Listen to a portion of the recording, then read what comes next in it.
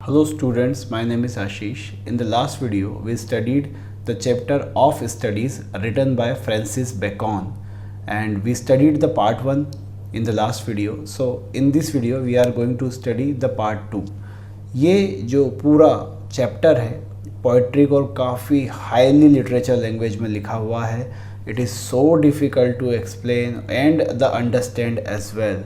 So maybe you will find somewhere कि बहुत सारी चीज़ें समझ के बाहर हो जाती हैं.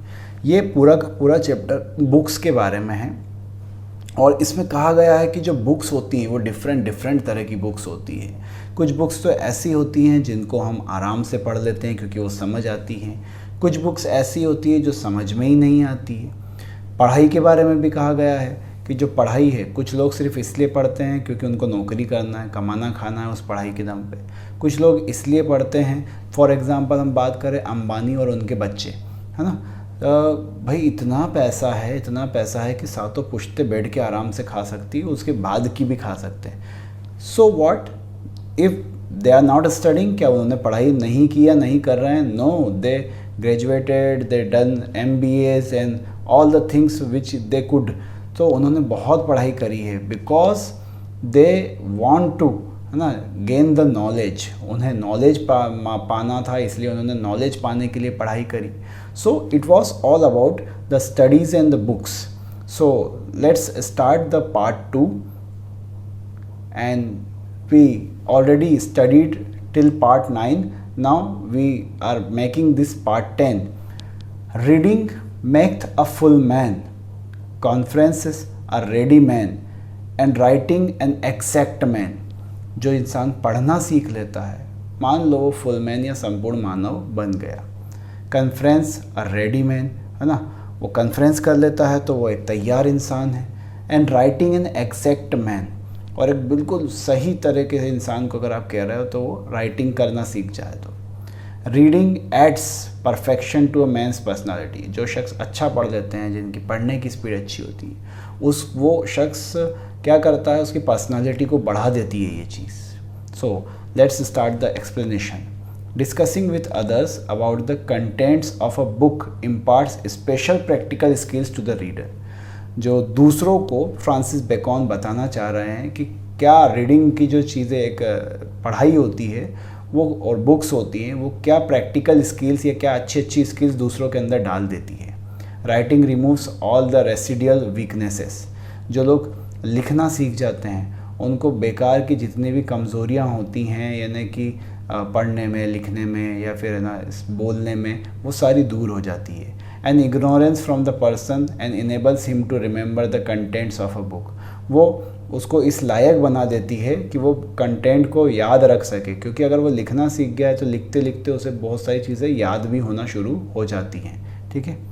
Now part 11. And therefore if a man right little he had need have a great memory.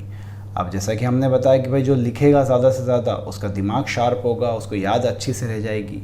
सो इसीलिए वो क्या कहते हैं, therefore if a man right little. अगर कोई आदमी छोटा मोटा भी लिखता है, थोड़ा भी लिखता है, he had need have a great memory. तो ये हम मान लेते हैं कि उसकी मेमोरी कैसी होगी, अच्छी होगी. If he confer little he need have a present wit, है ना. अगर वो कन्फर बहुत कम करता है तो उसकी जो विट यानी बुद्धि है वो काफ़ी अच्छी होगी. And if he read little, अगर वो थोड़ा बहुत पढ़ भी लेता है, he had need have much cunning, तो उसके पास बुद्धिमत्ता बहुत होगी, चतुराई बहुत होगी, चालाकी बहुत होगी. To seem to know that he doth not, है ना. और जो नहीं कर पाते उनके पास तो नहीं होगी. तो वो क्या एक्सप्लेन करना चाह रहा है यहाँ पे, writing helps to memorise facts. लिखने से हमको फैक्ट्स, बातें या ना, ये सब क्या हो जाती है, मेमोराइज हो जाती है, याद हो जाती है. If a person is bashful so as not to discuss his reading with others. अगर वो बैशफुल है तो उससे जो अपनी रीडिंग है वो डिस्कस नहीं करना चाहिए. He will not be able to improve his wit. अगर वो अपनी पढ़ाई को, अपने ज्ञान को किसी के साथ बांटेगा नहीं तो वो अपने आप को इम्प्रूव नहीं कर पाएगा. If he does not read, अगर वो पढ़ता नहीं है, he will remain a somewhat stupid person. तो वो क्या बना रहेगा, एक मूर्ख इंसान हमेशा बना रहेगा. और next is history makes man wise. अब वो सब्जेक्टों का इम्पोर्टेंस बता रहे हैं कि कौन सा सब्जेक्ट किस किस चीज़ के लिए इम्पोर्टेंट है, क्या क्या काम आता है. History makes man wise. जो आदमी इतिहास पढ़ेगा वो बुद्धिमान बनेगा, पोइट्स बनेगा, विटी बनेगा, है ना, चतुर बनेगा, चालाक। मैथमेटिक्स सबटेल, जो मैथ्स पढ़ते हैं, है ना, वो सेंस देता है लॉजिक लगाने का। नेचुरल फिलोसफी डीप, है ना, और फिलोसॉफी जो होती है वो डीप मोरल ग्रेव, हमारे अंदर नैतिक ज्ञान भरती है, गहरा ज्ञान भरती है, लॉजिक लगाना सिखा देती है। And rhetoric able to contend, तो इसका क्या मीनिंग निकलेगा? Studying history makes a man wiser, जो लोग इतिहास पढ़ते हैं वो बुद्धिमान हो जाते हैं। Studying poetry makes a man wittier, जो लोग पोइट्री पढ़ते हैं वो विटी हो जाते हैं, है ना, उनकी बुद्धि तेज चलने लगती है, बातें अच्छे से बोलने लगते हैं। Mathematics gives sound logical sense, maths आपको लॉजिक तर्क शक्ति देता है। And philosophy imparts valuable lessons on morality, और जो लोग फिलोसफी पढ़ते हैं उनके अंदर क्या आ जाता है, बहुत सारे नियम कायदे नैतिकता का ज्ञान भरा जाता है उसके अंदर। पार्ट 13 एबियंट स्टूडिया इन मॉरस, है ना, studies pass into a influence manners, उसका जो उन्होंने जो भी फ्रेंच लैंग्वेज में लिखा है शायद, तो उसका क्या मीनिंग निकलेगा? Studies pass into a influence manners, जो पढ़ाई है वो मैनर्स सिखाती है लोगों को।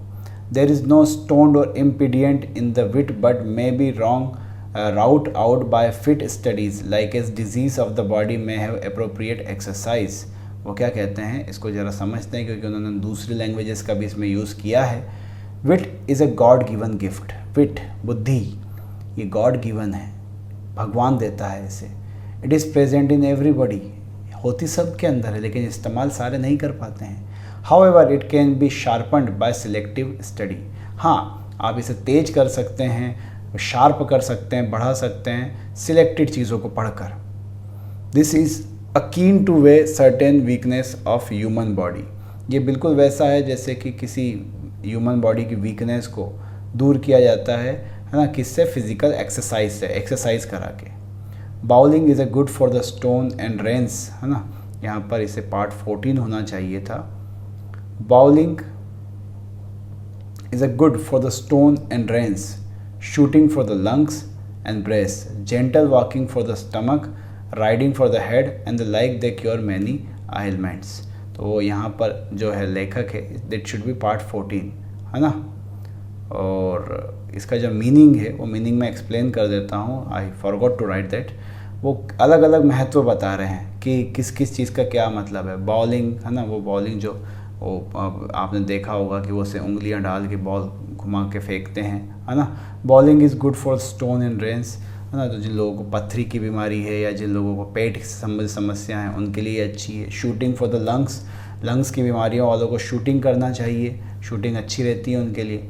एंड ब्रेस्ट के लिए, है ना, gentle walking for the stomach, जिनको पेट से संबंधित समस्या है वो जेंटल वॉक करें, है ना। Riding for the head, sir अच्छा दुरुस्त रखना है तो उनको राइडिंग करना चाहिए, घोड़े चलाना चाहिए। And the like they cure many elements, तो इस तरह से ये जो चीज़ें होती हैं कई सारी हमारी बीमारियों को दूर कर देती हैं।